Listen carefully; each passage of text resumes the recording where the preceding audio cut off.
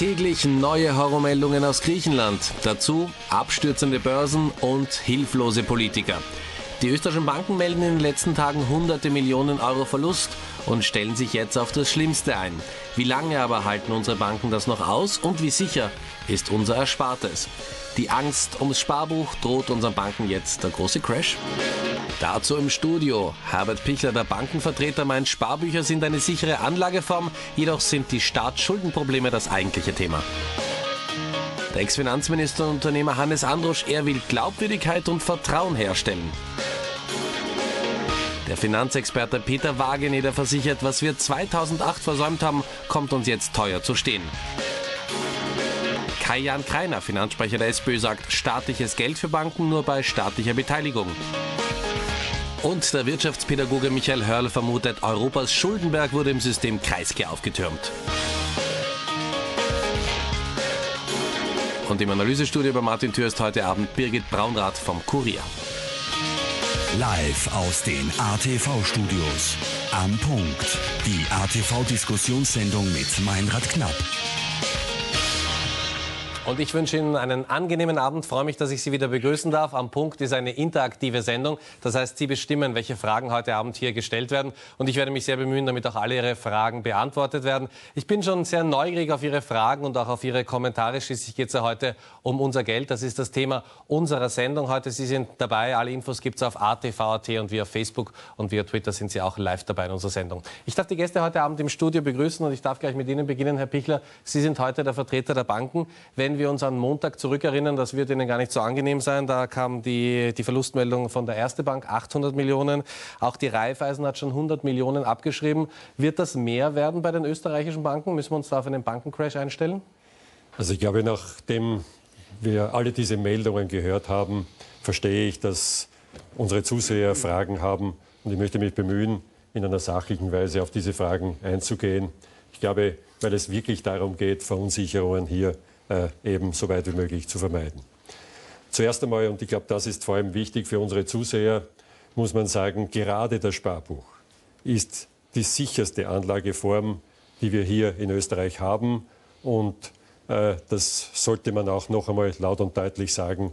Also hier Verunsicherungen in diese Diskussion hineinzubringen, ist wirklich nicht gerechtfertigt. Noch dazu, um dieses Sicherheitsgefühl zu verstärken, gibt es eine Einlagensicherung, die wir in den letzten 20 Jahren in Österreich beinahe überhaupt nicht gebraucht haben.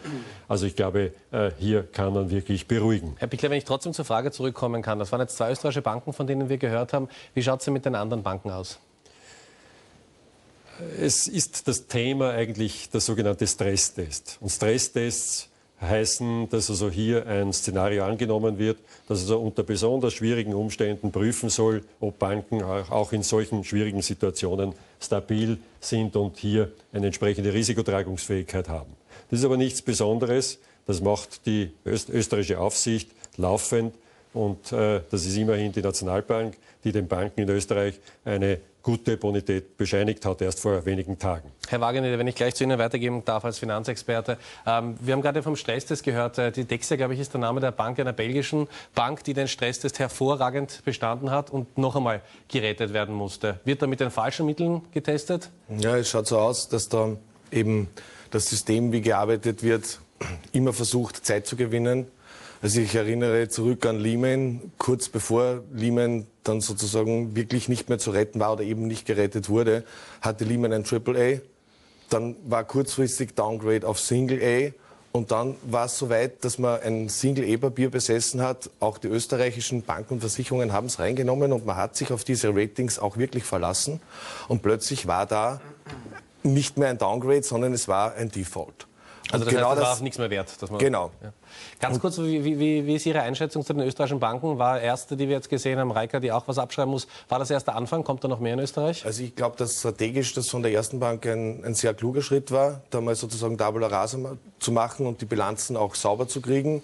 Der Herr Treichel hat wahrscheinlich sehr recht damit, dass er sagt, wir gehen auf schwierige Zeiten zu. Er hat dann auch gesagt, Er weiß nicht, ob Österreich in weiterer Zukunft sein Rating behalten wird, ob die Sparbücher wirklich sicher sind. Ich finde das einen sehr klaren Schritt und ich glaube auch, dass der Österreicher die Wahrheit verträgt und auch der europäische Staatsbürger verträgt die Wahrheit.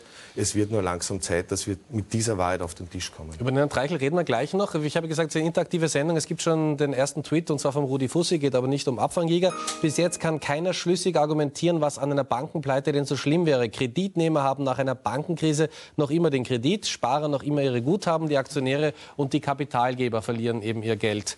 Herr Androsch, was wäre denn so schlimm an einer Bankenpleite, wenn in Österreich eine Bankpleite ginge? Das kommt auf die Größe und die Bedeutung der Bank an und welche Fernwirkungen eine Pleite hat. Nehmen wir einen Industriebetrieb, wenn ein großer Industrie- oder Baubetrieb pleite geht, dann zieht er unschuldige Kleine in großer Zahl mit sich. Also ist es besser, wenn die Voraussetzungen es erlauben, eine Pleite zu vermeiden. Das aber erfordert aber, dass die betroffenen Institute in dem Fall auch ihre Hausaufgaben machen.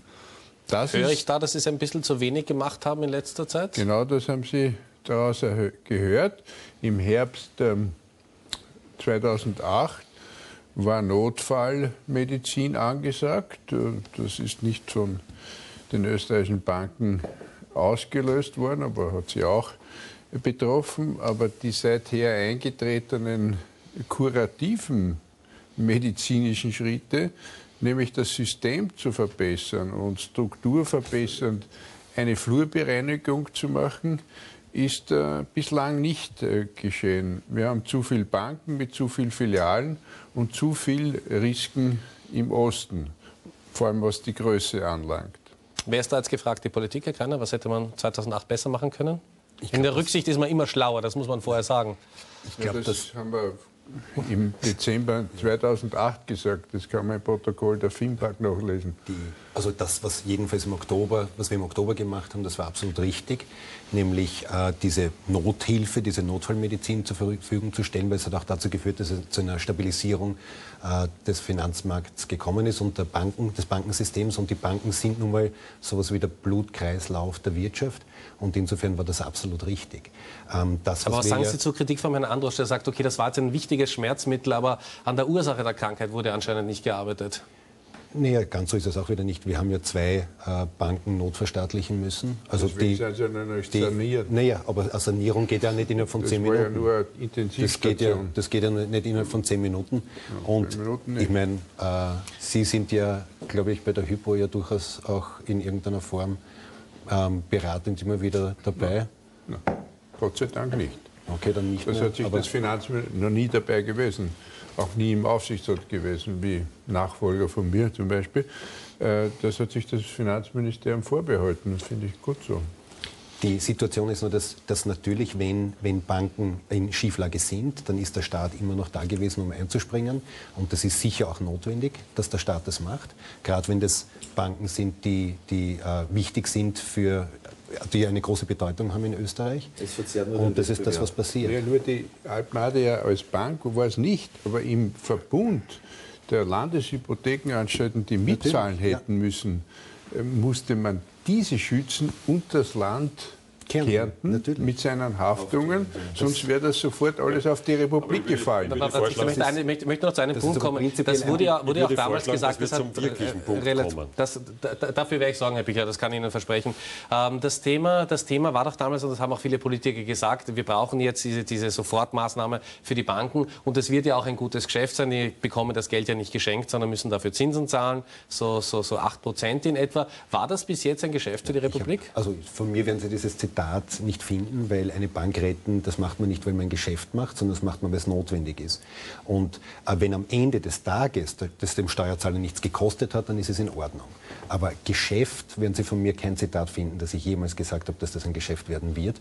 Und das ist auch absurd. Das kann sein, und das gibt in der Geschichte Beispiele, dass eine Bankenrettung am Ende des Tages dem Steuerzahler nichts gekostet hat, vielleicht sogar, dass ein Plus da war. Aber reingehen mit der Erwartung darf man nie. Herr Androsch, wird das am Schluss ein Geschäft gewesen sein, diese Bankenrettung? Weil es ist ja Geld des Steuerzahlers, das müssen wir ja sagen. Ne? Ja, da geht es darum, das System erhalten zu haben, den monetären Kreislauf, und der geht über sozusagen die Pumpe der Banken.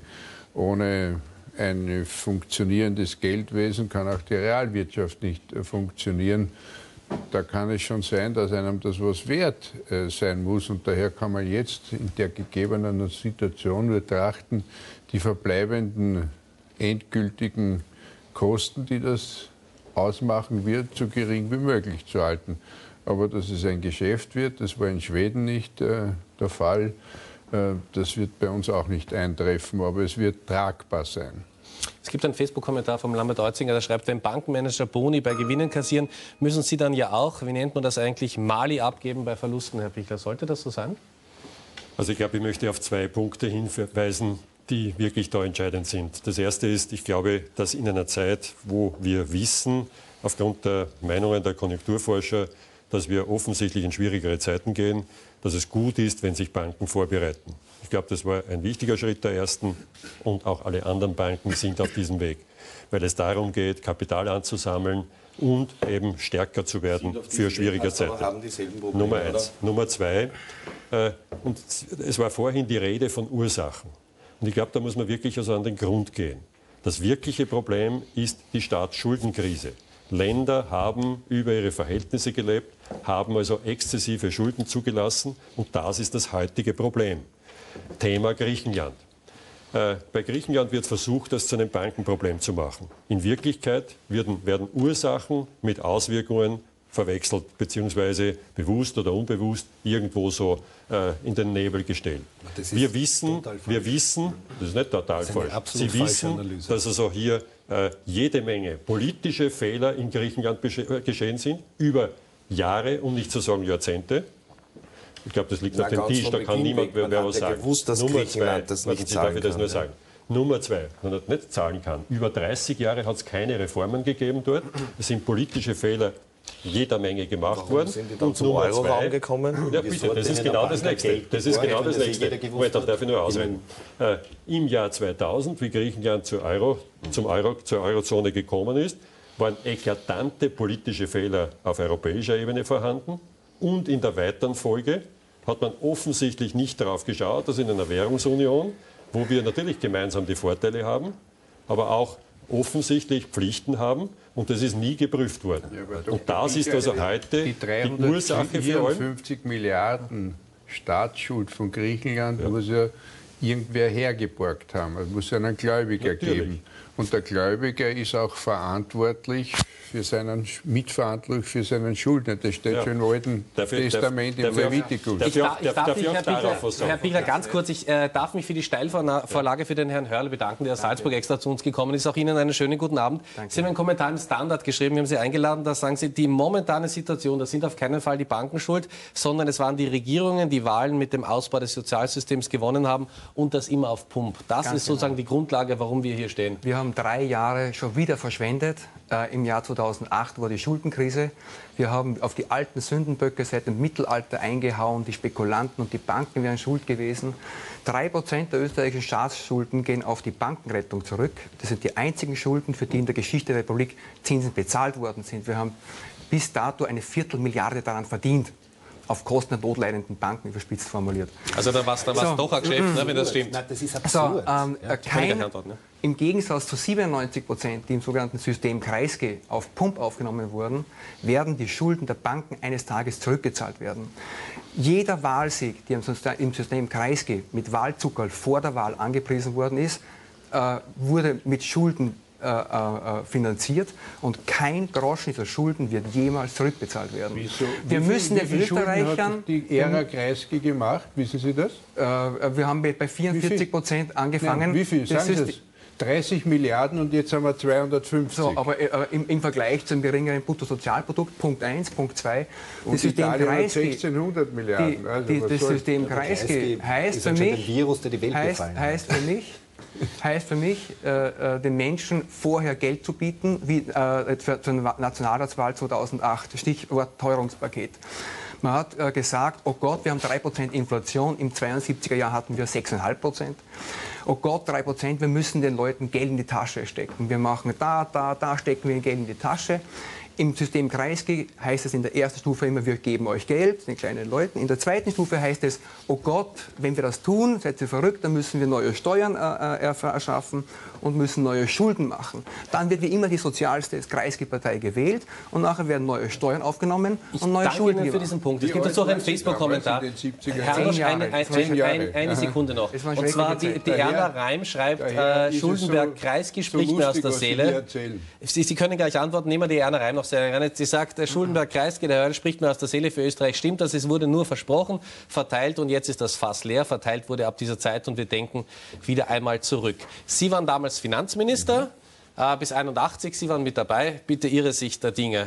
Also wir haben 30 Milliarden Schulden für das Doppelte an Investitionen aufgenommen und jetzt ist das lange nicht mehr der Fall und jetzt haben wir 254. Jetzt müssen Sie mir, die die Zeit als Kind nur erlebt haben, also geschichtliche Reminiszenzen, die Sie nicht kennen, Bücher kaufen, erzählen. Also. Ja, Bücher kann man kaufen. Ja. Dann lesen Sie die richtigen. Ja.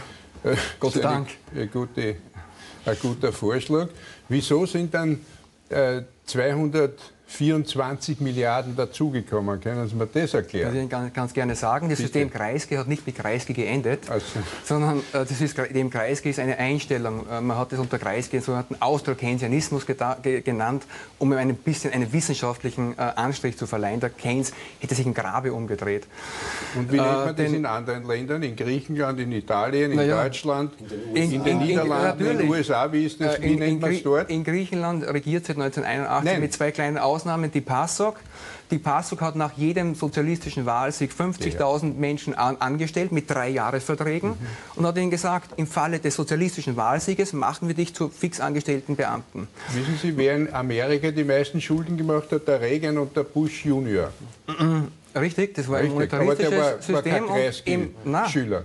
Schauen Sie, das habe ich in meinem Buch beschrieben. Im Wesentlichen sind sich die Kreiskyaner und die Monetaristen Amerikaner ganz gleich. In Österreich Verständnis, dass wir keine Büchersendung machen, obwohl es auch sehr spannend ist. Ich möchte einen Satz sagen. Einen Satz noch. In Österreich, in Europa haben sich die Staaten verschuldet, um die Wahlen zu gewinnen und den Ausbau des Sozialstaates zu finanzieren. In Amerika hat man es den kleinen Leuten überlassen, sich selber zu verschulden. Der Staat ist aber auch verschuldet. Mehr als die Europäer. Herr Wagner, darf ich Sie um eine Einschätzung bitten? Ist es wirklich so, wie der Herr Hörl sagt, dass die Sozialdemokratie schuld daran ist, dass wir jetzt diese Schuldenkrise haben? Humor. Also ich glaube, dass das nicht einmal relevant ist, was in den 70ern oder in den 80ern passiert ist. Wir stehen jetzt von einem Problem, was gemeinsam in irgendeiner Form gelöst werden soll. Wir haben jetzt von 30 Milliarden gesprochen oder 250 Milliarden. Insgesamt sind jetzt 33.000 Milliarden ins System geflossen in den letzten Jahren mit dem Versuch, die Börsen zu beruhigen, die Wirtschaft zu stabilisieren, Ruhe an den Märkten zu schaffen. Also da haben die Märkte die Politik vor sich hergetrieben, die Politik hat sich vor sich hertreiben lassen und jetzt ist eigentlich wie durch ein Wunder eine zweite Krise entstanden, die jetzt mittlerweile mindestens so groß ist wie die erste. Und mittlerweile, die erste nicht wirklich gelöst weil wir nichts getan haben. Ja, wir haben dort, wo wir den Menschen Geld gegeben haben, ob es Menschen oder Banken waren, ist eigentlich irrelevant. Wir haben gesagt, nimm und wir sagen dir später, was deine Auflagen sind. Und man hat keine Auflagen verteilt. Man hat Geld ohne Auflagen verteilt. Wenn ich mein Kind wegschicke und sage, da hast du 100 Euro, mach damit, was du willst, dann wird sich der alles Mögliche kaufen. Ja? Herr Greiner, Sie haben mehrmals hörbar durchgeatmet, deswegen möchte ich Ihnen gerne das Wort geben. Bitte, kurze Replik. Wir reden aber nicht mehr über Kreisky, das haben wir jetzt abgehakt. Nein, ja? Dann aber dann reden wir zum Beispiel ab Mitte der 90er Jahre, da hatte Österreich knapp unter 70% Staatsverschuldung. Das ist dann kontinuierlich abgebaut worden bis zum Ausbruch der Krise unter 60%, ja, weil der Klima war schwarz-blau, der Franitzky war schwarz-blau. In die ASFINAG, in die Familienausgleichsfreiwillige Spitäler, das stimmt ja alles nicht, was Sie sagen. Die Sache ist, und das ist nicht nur in Österreich passiert, sondern... Ich darf Sie bitten, der Reihe nachzusprechen, weil Sie es einfach nicht versteht. Sie sagen, das stimmt nicht, aber wir sind bei Ihnen. Das, was in allen Staaten oder in fast allen Staaten der Europäischen Union passiert ist, ist, dass massiv gespart wurde und dass fast in jedem Land, nicht in allen, das stimmt schon, es gibt ein paar andere, aber fast in allen Ländern die Staatsschulden abgebaut wurden, auch in Österreich. Und durch die Wirtschaftskrise und dadurch notwendig, um Banken zu finanzieren, um Arbeitslosigkeit zu finanzieren, um Konjunkturpakete zu finanzieren. Ja, da haben sich die Staaten die es relativ gut gemacht haben wie Österreich, haben sich nur unter Anführungszeichen 15% mehr verschuldet. Im Schnitt sind es 20 und manche noch deutlich darüber. Und das ist das, was passiert ist. Und da jetzt zu sagen, die Schulden sind die Ursache der Krise gewesen, ist absurd. Das ist nämlich die Folge der Krise. Die Folge der Krise sind die Schulden und nicht die Ursache. Das ist eine Verfälschung der Tatsachen. Was war dann 2006? Keine Bank hat einen Groschen von Europaschulden aufgenommen. Dass wir von den Politformeln wegkommen. Das ist keine Politformel, das ist die Die Realität. Zuseher erwarten von uns Antworten in einer Phase beachtlicher Verunsicherungen. Mein Taxifahrer hat beim Herfahren gesagt, also diese Panikmache ist wirklich nicht gut für die Leute. Sie erwarten von uns Antworten, aber nicht Politformeln. Also noch einmal, ich glaube, dass es wichtig ist, hier zu sagen, Sparbücher sind die sicherste Form, Einlagensicherung dazu. Also hier braucht man wirklich nicht diskutieren. Nummer 2. Haften Sie damit mit Ihrem Eigenheim? Die Banken ganz ehrlich, haben also den... Für diese Aussage haften Sie damit mit Ihrem Eigenheim? Würden Sie das tun? Bitte, darf ich ausreden? Ja. Die Banken haben sich natürlich jetzt vorzubereiten auf eine Krise. Die Reaktion der Politik war, dass also hier wesentlich mehr Eigenkapital vorzuhalten sein wird in Zukunft im Interesse der Stabilität. Wenn man das vorgibt, und das ist geschehen also vor dieser jetzigen Phase, wo man nicht abgeschätzt hat, was das alles heißt, was es heißt, Kapital aufzubringen in so einer Phase. Wenn ich so etwas mache, dann muss ich aber den Banken, die natürlich im Zentrum der Wirtschaft stehen, die also für den Wohlstand eines Landes doch ganz entscheidend sind, auch in die Lage versetzen, dass sie das wirklich erreichen können. Ja, Banken Herr Pegler, es wirkt ein bisschen so, als hätten wir das abgesprochen, weil Sie mir das Stichwort schon für den nächsten Punkt gegeben haben.